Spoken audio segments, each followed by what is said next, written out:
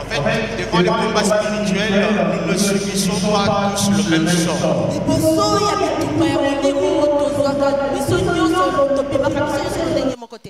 Être fort devant les satanistes, être fort devant le diable lui-même, exige que nous soyons préalablement au service de l'Éternel. Et que nous le soyons de la manière la plus engagée. Tenez mes bien-aimés dans le Seigneur. C'est une voie très facile pour vaincre les diables. Se mettre au service du Seigneur. Si ce n'est pas le cas, c'est comme ça que vous allez voir quelqu'un errer ça et là, à la recherche de comment vaincre les diables. C'est comme ça que certaines personnes vont penser que la tranquillité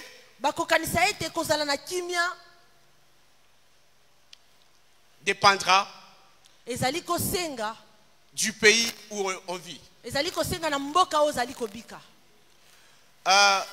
Ici dans notre pays, il y a certains Congolais qui sont plus riches que certains Américains vivant aux États-Unis. Alléluia. Amen. Certains Congolais vivant ici au Congo sont plus riches que certains Américains vivant aux États-Unis. La seule différence serait peut-être l'environnement. L'un de ces deux environnements est plus développé que l'autre. Lorsque Dieu veut te bénir, même si tu es dans un désert, l'Éternel peut le transformer en verger. La bénédiction de Dieu peut te trouver là où tu es. À cause de toi, Dieu peut transformer cet endroit désert là en paradis. Alors, nous sommes en train de dire ici, pour ne pas faire ce qu'on appelle de coq à l'âne, pour ne pas parler de tout à la fois de manière désordonnée,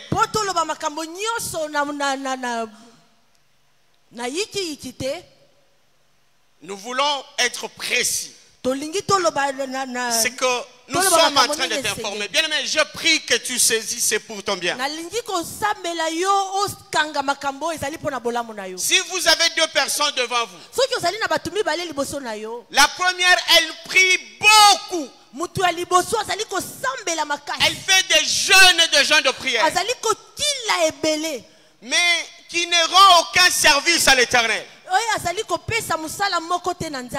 Et que de l'autre côté, vous avez quelqu'un d'autre qui prie peu, mais qui rend d'énormes services à l'Éternel.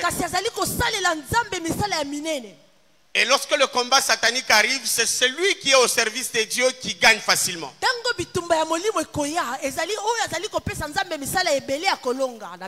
Alors, on peut aborder dans plusieurs sens, mais ce matin, j'insiste, je veux rester sur le combat spirituel.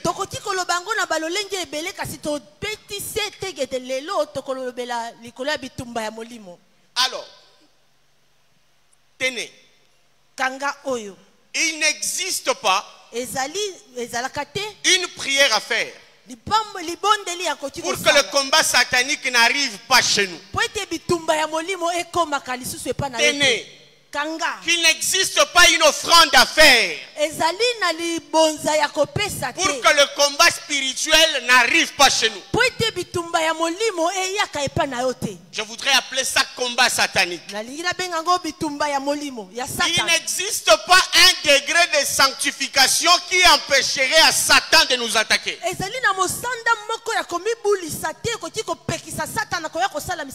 Parce que quand on est parmi les enfants, on a l'impression que les diables nous combattent parce que nous ne sommes pas saints.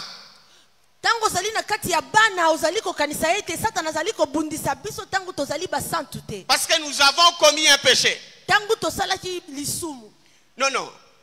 Pour que le diable t'attaque, ça ne demande pas que tu commettes un péché. Même lorsque tu ne commettras aucun péché, le diable viendra. Preuve biblique. La première personne qui s'est fait attaquer par les diables, c'est Dieu lui-même. Vous lisez l'Apocalypse, on vous dit il y eut guerre au ciel. Alors il y a tentative de détrôner Dieu. Le diable va persuader certains anges.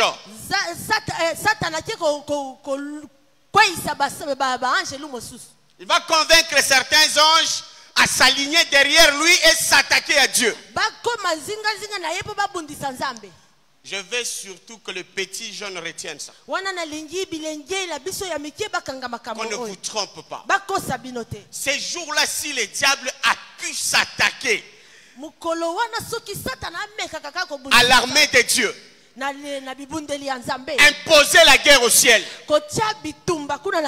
quel est le péché que Dieu avait commis? Est-ce que Dieu avait arrêté de se sanctifier? Dieu avait-il arrêté de donner les offrandes? Non. Ils se sont battus.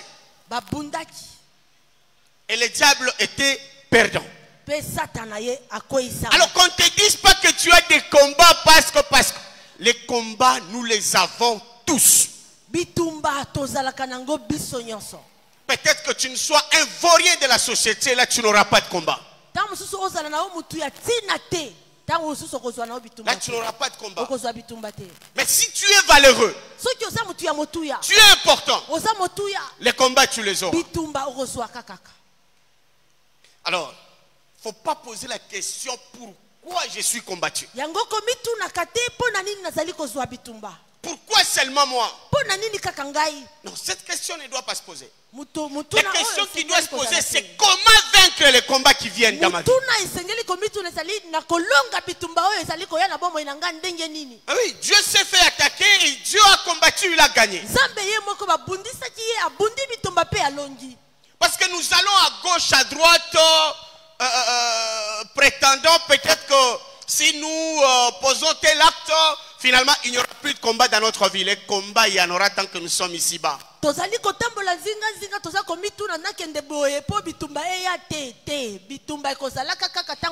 combats, il y en aura toujours.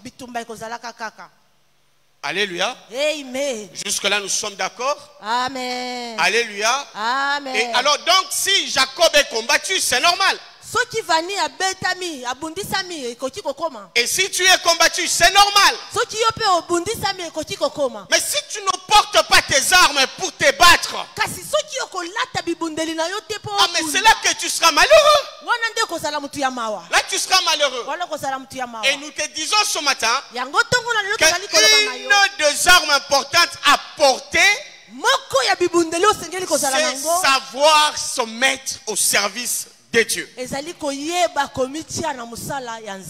Alors prenons ce texte. Psaume 104. Le 4e verset. Et Hébreux chapitre 1er, le 7e verset. La Bible nous dit en Psaume 104, verset 4, ce qui suit. J'ai avec moi la version Louis II originale. Il fait devant ce messager des flammes de feu ses serviteurs. Il fait devant ce messager. Et il fait de ses serviteurs les flammes de feu. Vous avez trouvé Hébreu? Non. Hébreu, c'est dans le Nouveau Testament. Hébreu chapitre 1er, le 7e verset. La Bible dit, de plus, il dit des anges. C'est lui qui fait de ses anges des vents et de ses serviteurs une flamme de feu. Amen. Alléluia. Alors déjà comprenez que lorsque vous êtes engagé dans le service de l'Éternel, Dieu fait de vous un feu. Pas un vin. Pas un vin. Devenez une flamme de feu. C'est aussi pour que votre protection, votre riposte soit un fait automatique.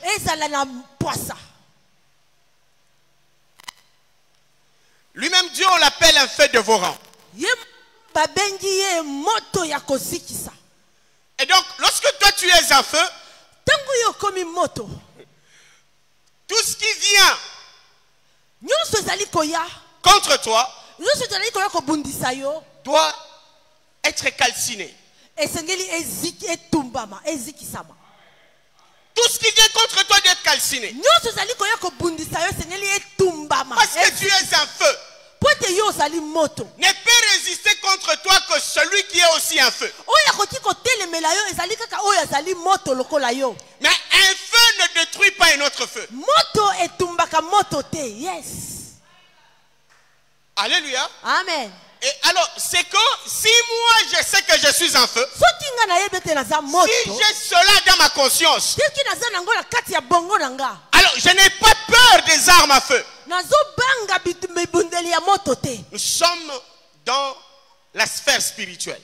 Vous savez, la Bible parle même de flèches enflammées qui nous viennent de l'adversaire. Lorsqu'on dit que nous sommes une flamme de feu, on dit de Dieu qu'il est le feu dévorant. Et vous lisez Deutéronome qui vous dit que Dieu sort devant nous comme un feu dévorant.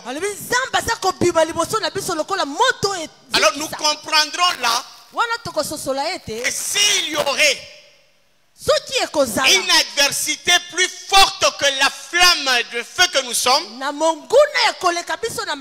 cette adversité rencontrera devant nous Dieu lui-même qui est le feu dévorant.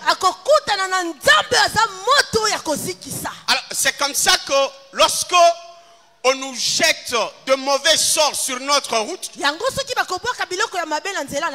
ils sont étonnés de nous voir passer comme si de rien n'était. Et ils jettent les mauvais sorts et nous brûlons ces mauvais sorts.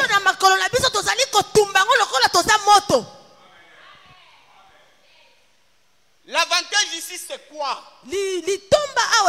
C'est que nous ne sommes pas toujours informés de quand et où on nous a tendu le piège. Vous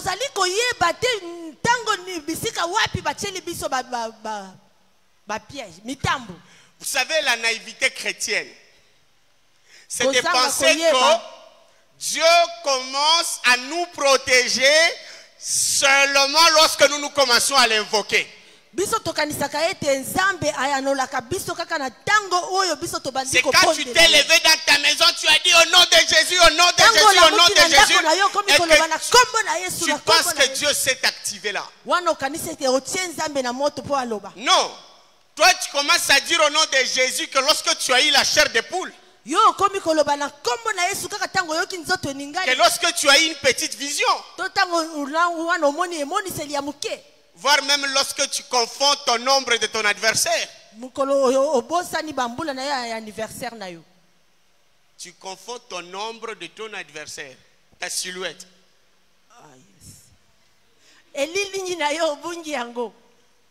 Tu prends ça pour ton adversaire. Vous savez, lorsqu'il n'y a pas de courant, il arrive même aux adultes de sauter et puis de se rendre compte que la chose que je suis en train de fuir, c'est ma propre silhouette. Tu vois, au moment où moi et toi sommes assis ici, il peut y avoir quelqu'un chez les féticheurs en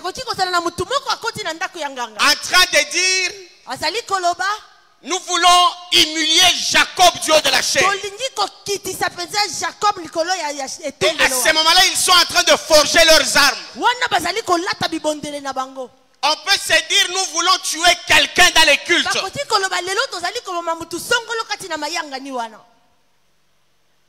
Nous, on n'est pas informés.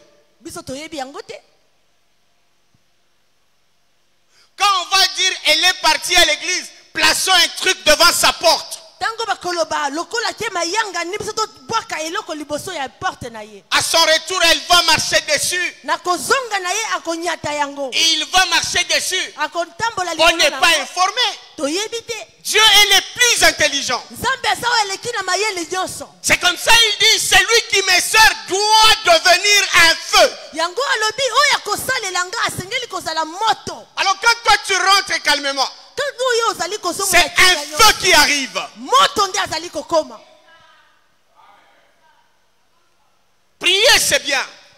Mais il ne faut pas penser que Dieu commence à nous défendre seulement et uniquement au moment où nous commençons à sortir la prière de notre bouche.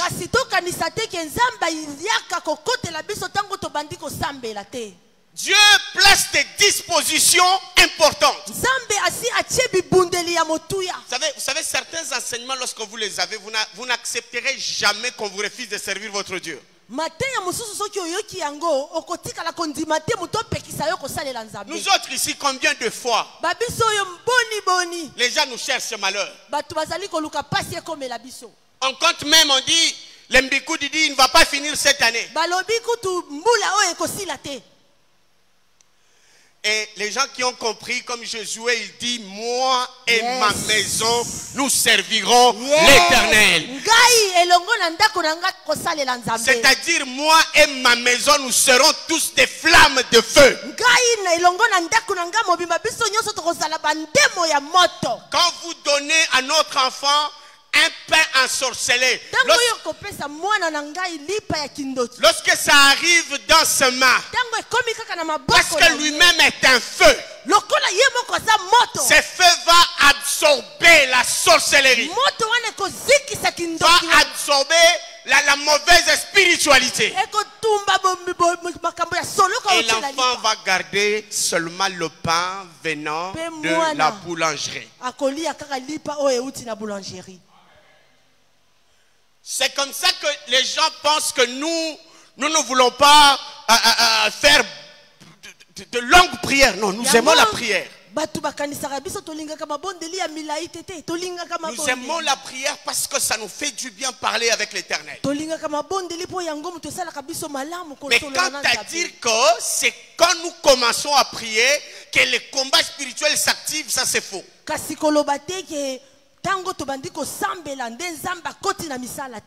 Vous savez, lorsque Dieu prend ses dispositions, Dieu sait. Rentrons même dans la situation physique. Lorsque l'incendie se déclare dans une maison, si les pompiers ne réussissent pas leur travail, qu'est-ce que devient cette maison-là?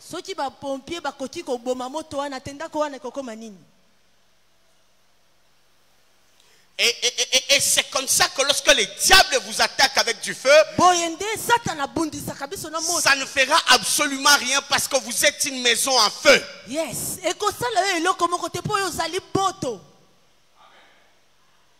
On ne dit pas qu'on devient un feu parce qu'on a fait je ne sais pas quelle prière. On est serviteur de l'Éternel. chacun dans le domaine de sa vocation. Et écoutez, qu'on vous refuse tout, mais qu'on ne vous refuse pas servir votre Dieu. Qu'on ne vous refuse pas ça. Amen. Et pour qu'on ne vous le refuse pas, vous devez bien vous comporter dans la maison de Dieu.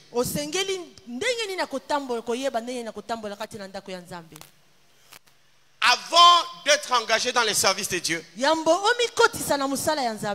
aimé, j'ai combattu, j'ai fait des jeûnes, je fais de prières. Si nous sommes tous sincères, nous allons nous rappeler qu'il y a des moments où tu es venu prier à l'église la nuit. On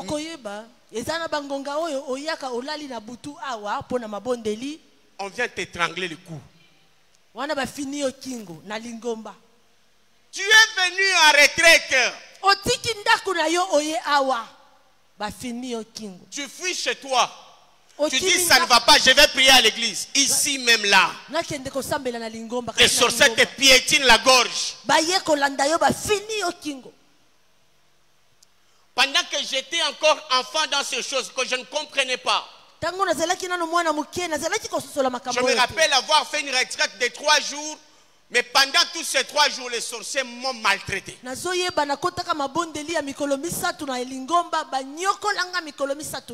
Et pourtant, j'étais un jeune.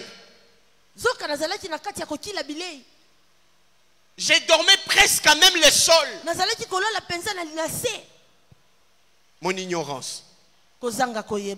Mais le jour où j'ai compris qu'au premier plan, il fallait s'engager et servir l'Éternel. Bien-aimé, ça ne me gêne pas. Je passe par les ondes. Je confirme que je suis parmi les gens qui dorment aisément. Amen.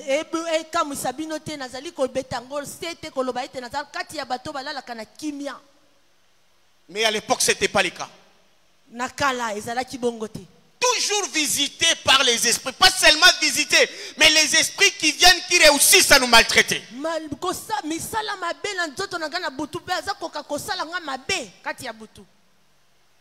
Devient un feu. Et cela est possible lorsque tu te mets au service de Dieu de la manière la plus engagée. Et il y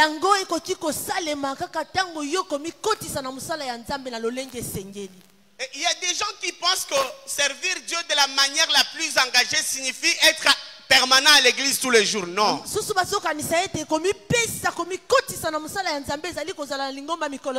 Être physiquement à l'église dépendra aussi de ton horaire de travail. Physiquement, tout le mot compte. Être physiquement présent à l'église.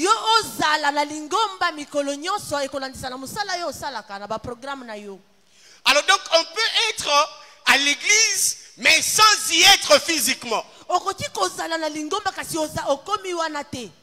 Il faut être juste parmi les artisans, parmi les combattants qui veillent à ce que ces cultes-là puissent bien se dérouler. Des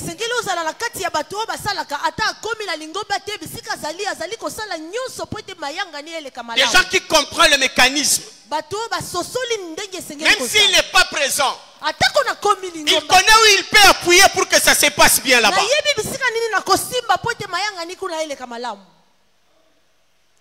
Vous savez, lorsque Salomon est en train de dédicacer les temples,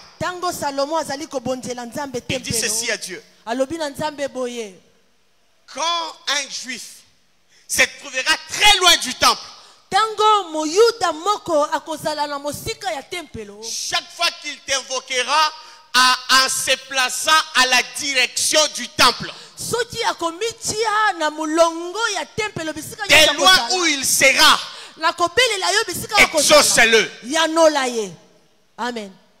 Vous savez, il y a des gens, vous êtes absents à 100%. C'est-à-dire, quand vous n'êtes pas là, votre enfant n'est pas là, vous ne savez pas si le groupe électrogène a démarré ou il n'a pas démarré. Vous êtes indifférent face à toutes les souffrances de la chose de Dieu. Ça ne vous regarde pas. Et à ce moment-là, vous faites quoi? Dieu peut venir trouver en nous une forme de négligence. Or, il est dit, maudit soit celui qui fait l'œuvre de Dieu avec négligence.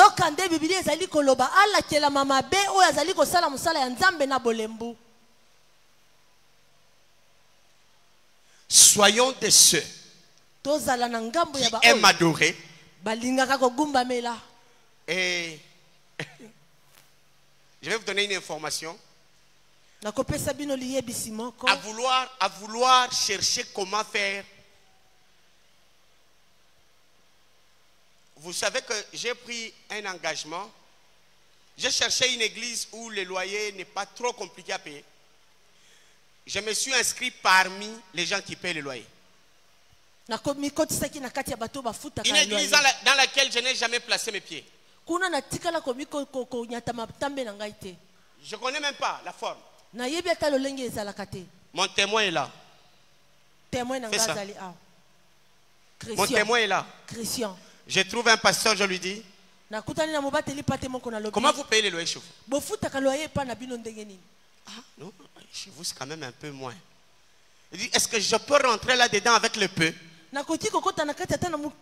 Lorsque je suis allé à Lubumbashi, j'ai mis du retard. Au retour, je suis allé payer même l'arriéré. J'ai dit à Dieu, lorsque tu bénis les gens de cette église, pense aussi à mes fidèles. Et si tu me donnes beaucoup, je paierai aussi là-bas. Je paierai aussi chez nous. Amen. Parce que ici chez nous, mon engagement est sans limite. Ça dépend. Lorsque vous payez bien le loyer, moi je suis sauvé. Mais lorsque vous refusez de payer, je sors du peu que vous me donnez, je complète pour payer le loyer. Mon témoin, c'est papa l'a dit, c'est Loïc. Lorsque vous refusez, je sors dans ce que moi j'ai. Je paye. Et j'ai dit à Dieu, chaque fois que je le fais, je dis Seigneur, est-ce que tu vois? Mais en même temps, chaque fois qu'il y aurait l'opportunité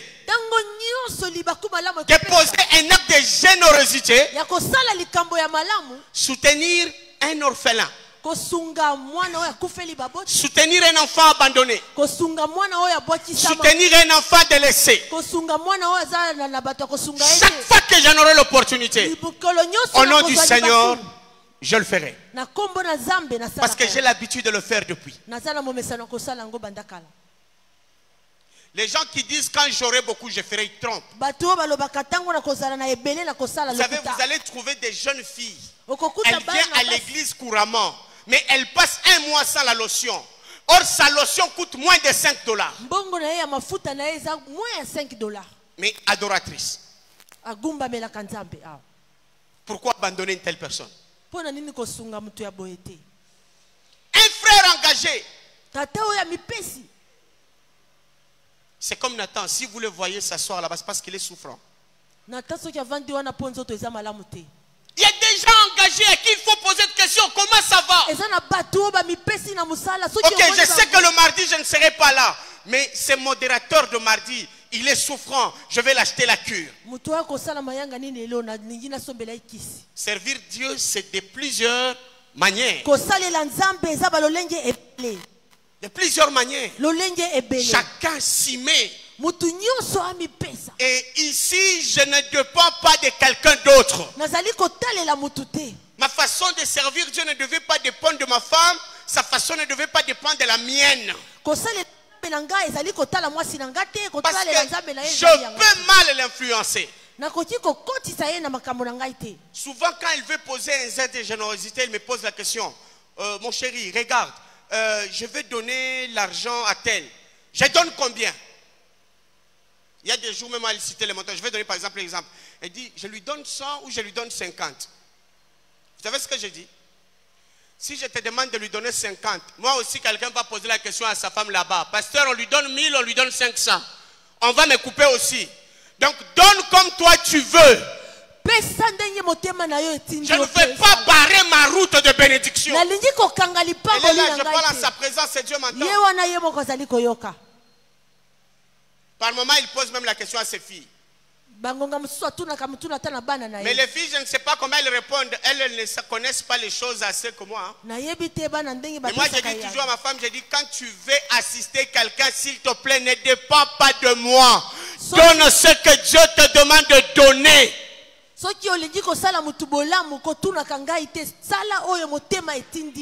je vais te demander à toi qui es là. Lorsque Dieu te demande de poser un geste, ne va pas poser des questions aux autres. Et toi à qui on pose des questions, ne bloque pas la bénédiction des autres. Parce qu'on te bloquera aussi.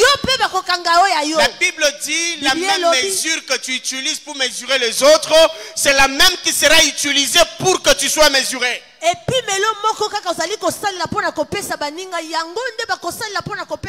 je peux entendre un amen? Amen.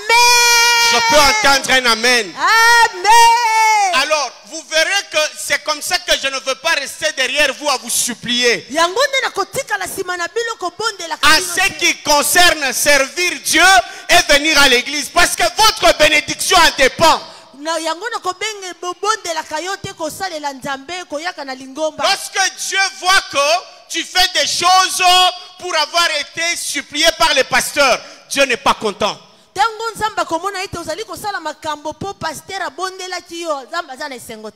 veut que tu fasses les choses par amour pour lui. Il dit j'aime ceux qui m'aiment. Il dit j'honore ceux qui m'honorent. Dieu est prêt à honorer chacun d'entre nous. Pourvu que chacun d'entre nous aussi décide d'honorer le nom de l'Éternel. Vous savez ce que nous faisons? Les services de Dieu nous refusons. Mais quand nous sommes attaqués, alors la prière, les feux, les feux, les feux. Non, la Bible ne dit pas que tu diras le feu, le feu, le feu. La Bible dit, il fait de ses serviteurs les flammes des feux.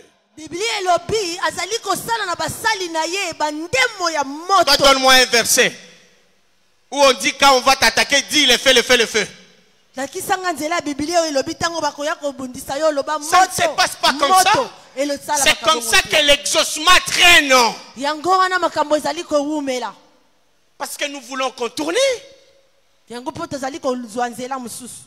Tu te sens attaqué dans ta maison et alors tu dis moto ezinga, moto te, moto goya ko zingelo te. Il faut que toi-même tu sois ces feux-là. Comme Josué fait de sorte que tous ceux qui habitent ta maison deviennent chacun une flamme de feu. Tu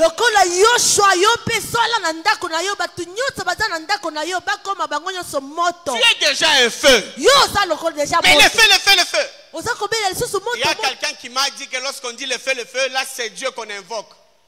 Même Dieu on l'invoque comme ça. Dieu était assis dans son fauteuil. Quand toi tu commences à dire le feu, le feu, le feu, Dieu se lève.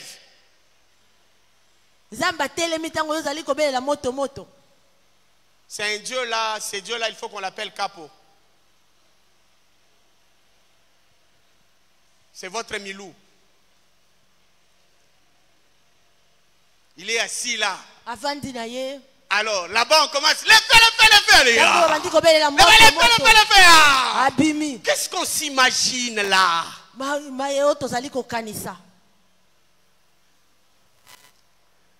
Alors quelqu'un m'a dit. Non, nous faisons comme Élie.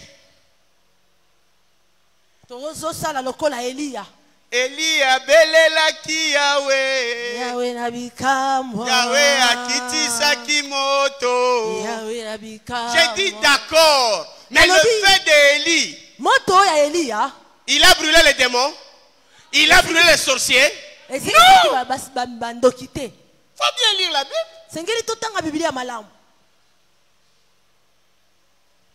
Et j'ai l'habitude de dire que si le feu brûlait vraiment les démons, les feux que nous invoquons là, Il faudrait un grand hôpital pour ces démons-là. Comment on appelle les médecins qui soignent les plaies? Les plaies à 3e degré. Ah, elle est là. Les médecins qui soignent les plaies, on appelle comment? Les généralistes. Hein? Généralistes, hein, les plaies. Il n'y en a pas de spécialistes. Alors, soit on aurait déjà tué beaucoup de démons. Surtout toi là. Les faits que tu envoies, tu aurais déjà éliminé tous les démons qui combattent ta famille.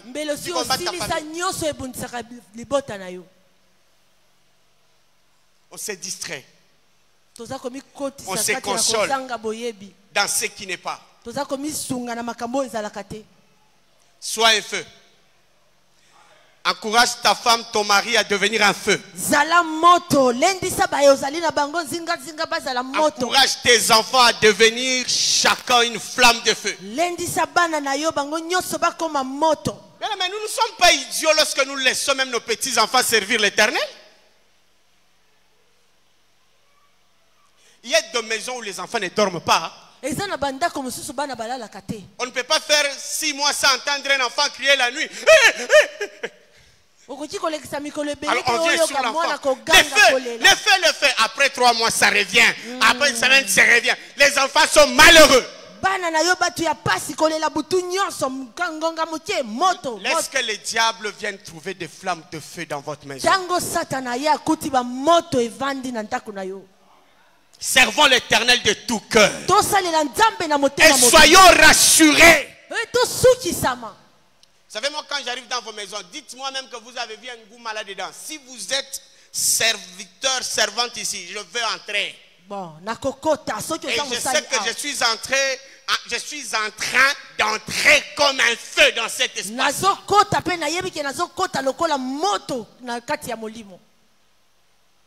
Comme un feu. Vous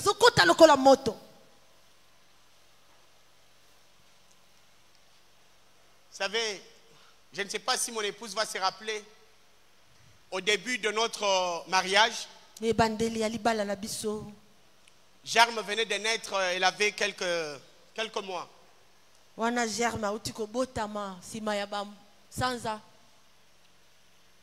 Alors, moi, comme toujours, je suis l'homme à sortir, à entrer, à sortir, à entrer.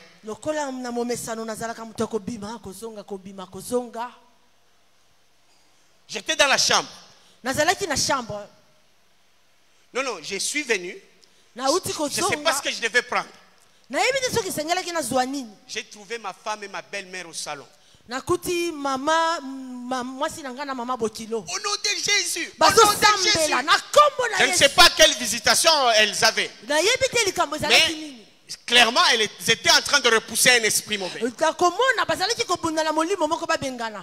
Moi, je suis entré. J'ai constaté. Je suis allé dans la chambre, j'ai pris ce que je devais prendre. Et je sortais, je l'ai dépassé au salon, je partais. Quand j'arrive dehors, je vois ma femme venir. Oh, tu pars. Je dis, mais comment? Moi, je suis venu prendre des choses, j'ai affaire. Je dis, mais tu nous trouves dans les combats là. C'est quoi le pasteur?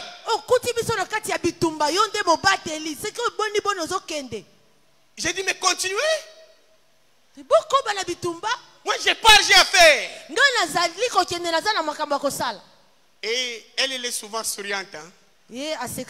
Elle a commencé à rire. Elle dit, mais toi, Dieu, comment? J'ai dit, Dieu sait que ici c'est chez moi. Les diables savent que ici c'est chez moi. Je n'ai pas de problème avec Dieu. Il n'y aura rien. Moi, je pars dans le champ de Dieu. Je ne partais pas pour l'impudicité. Je ne partais pas pour escroquer. Je partais pour aller faire la mission de Dieu.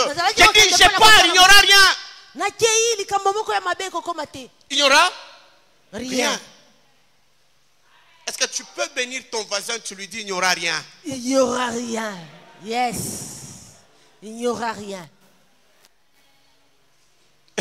Écoutez, il faudrait qu'on réfléchisse. Je vous donne un exemple. Dada, viens. Bénédicte, viens. Jolie, viens. Vous savez, Il ne faut pas vous laisser endormir par des histoires. Faisons comme si elle, c'est mon épouse. Hein? Il y a des gens qui vont dire sans effet. Pourquoi ils n'appellent pas Maman Tania elle-même? Je vous regarde comme ça. Dites-vous sans effet, il n'y a pas de problème. Faisons comme si elle, c'est mon épouse. Et elle, c'est mon ami. Ok? Est-ce que vous savez qu'il existe des femmes mariées mais prostituées? Vrai ou faux? Bon, faisons comme si mon épouse elle est prostituée et que mon amie là, elle craint l'Éternel. Maintenant, si je me mettais avec elle, en train de prier, en train de demander la bénédiction de Dieu, elle la voleuse de mari des autres, Dieu m'exauce facilement parce que je prie avec mon épouse. Et si je me mettais avec mon ami là, qui respecte bien les choses de Dieu, les lois de ce monde, on prie ensemble, est-ce que Dieu ne nous exauce pas? Dieu exauce. Mais vous, on vous dit que quand l'homme et la femme, le marié, mettent les genoux à terre ensemble, Dieu les exauce. La prière devient forte. Par quel mécanisme? Depuis quand le mariage nous sanctifie devant Dieu? Il faudra que vous, dans votre foyer, l'homme et la femme, que vous puissiez craindre Dieu. Amen. Et à ce moment-là, même si vous priez, Oyazana Kingabwa, Oyazana Mpasa, Dieu sait que vous êtes les mariés. Lorsque Dieu est en train de sauver la femme de Sarah sur le lit de ces rois-là qui voulaient en abuser, est-ce qu'Abraham était là? Non. Allez-y, s'il vous plaît. Tu es serviteur de Dieu, même si tu es loin de ta femme, Dieu sait que c'est ta femme. Dieu doit en prendre soin. Dieu sait que là c'est ton mari. Même si tu es loin, Dieu en prend soin. Dieu sait que là ce sont tes enfants. Dieu en prend soin.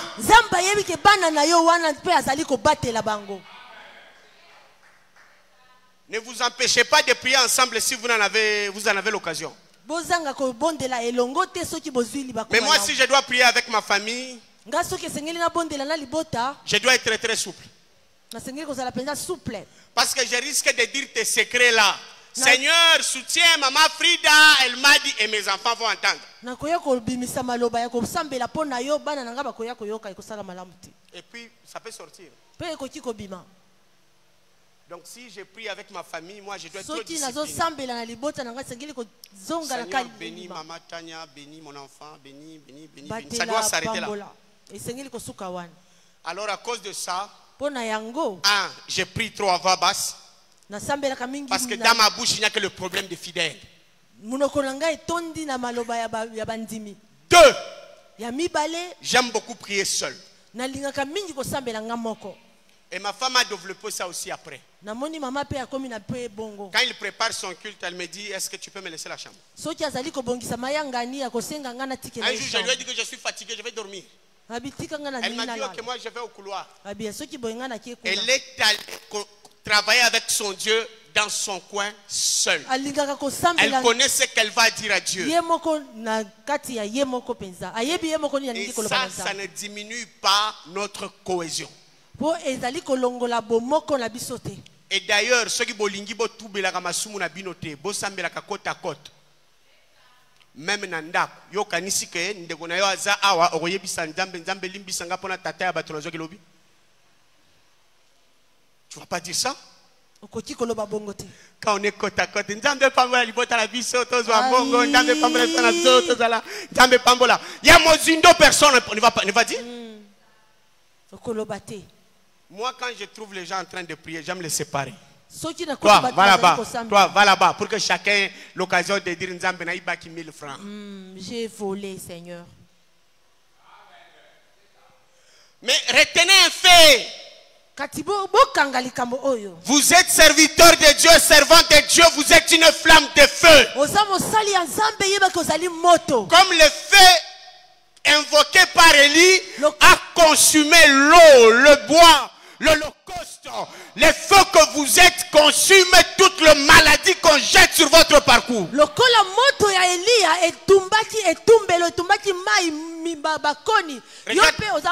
Regarde un peu l'avantage. Supposons que Jolie soit une véritable flamme de feu et qu'on a jeté un mauvais sort dans sa parcelle. Que l'Éternel te bénisse. Ça signifie que quand Jolie entre, elle piétine là où il y a les mauvais sorts. Ça fait quoi? Et elle sauve les autres qui vont entrer derrière elle.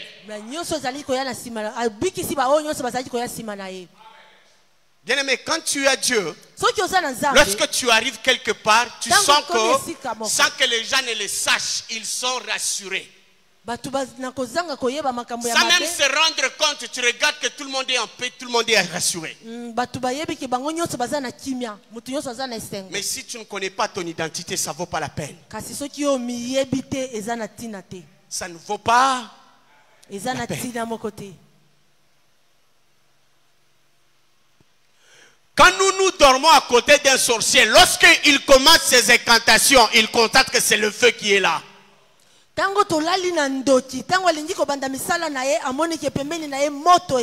constate que c'est le feu qui est là. Sikoyo kingo ya moto ezalaka wapi po kende kofinango. Bon. Ye alingia fina kingo siko ngana flamme de feu. Ako kamata wapi place kingo ezali, place musapi ezali. Bien-aimé, je vous encourage. Prier, c'est bien. Mais servir Dieu, c'est un grand avantage. Ne te décourage pas dans ça. Ce n'est pas une affaire de pauvres. Ce n'est pas une affaire des idiots. Dieu n'abandonne jamais ses serviteurs. Aujourd'hui, je te parle seulement du feu.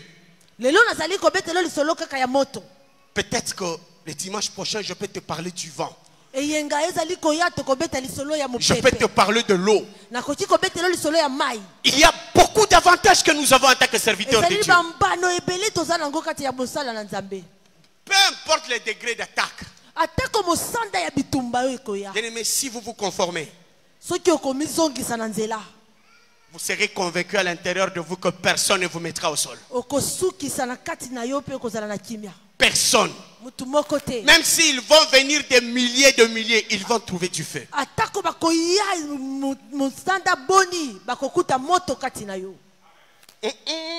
Est-ce que c'est ce que j'ai dit? C'est ça? Pardon? Yomoko oza moto, ozana moto katina yote. Yomoko oza moto. Bakokuta yomoto. Voilà. Tu es un feu. Ozali moto. Alors j'atterris ce matin en t'encourageant. Toi qui sers Dieu. Je ne sais dans quel domaine. Je t'encourage. Continue. Continue. Et tu verras que quand tu vas trouver des moments d'adoration, des moments de prière, tout ce qui va t'intéresser, c'est élever le trône de Dieu. Tu vas beaucoup traîner dans l'adoration. Et tu seras heureux chaque fois que tu adores. Mais il faut que tu saches en quoi tu es serviteur, comment tu le fais, à quel degré tu peux définir ton engagement.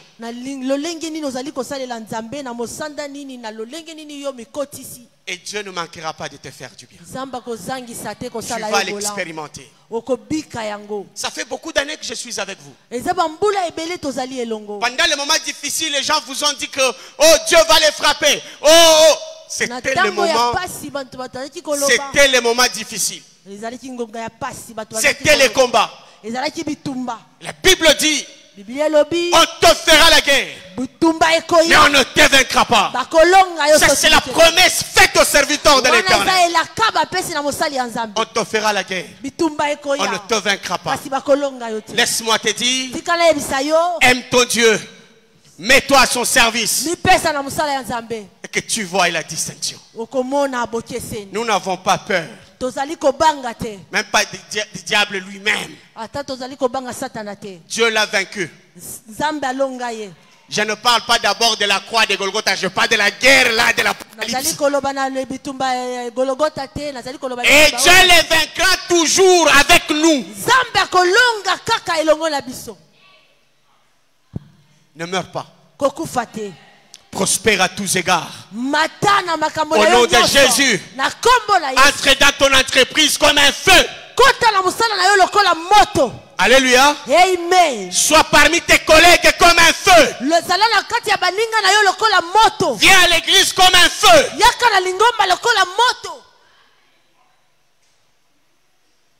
Ça met tranquille.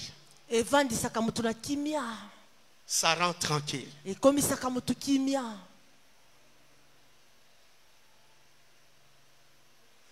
Que Dieu bénisse sa parole. Zambé apambola liloba na ye.